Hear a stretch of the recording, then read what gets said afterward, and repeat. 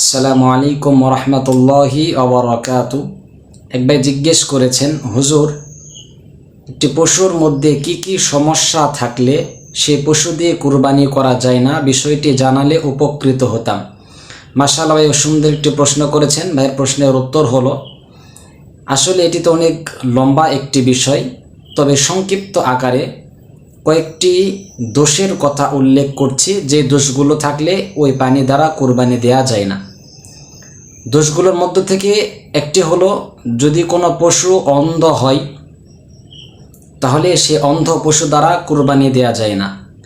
অনুরূপভাবে যদি কোনো পশুর উভয় শিং ভাঙা থাকে তাহলে এই শিং ভাঙা পশু দ্বারা কুরবানি দেয়া যায় না।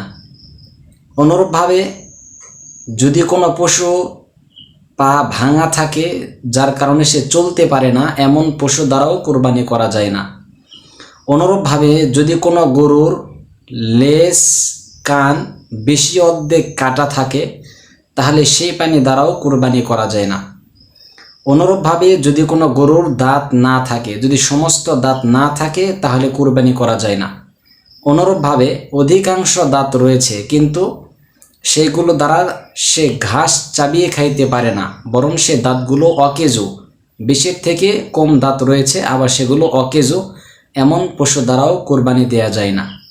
আশা করি আপনারা সকলেই বুঝতে পেরেছেন। আল্লাহ তাআলা আমাদের সকলকে বোঝার তৌফিক দান করুন।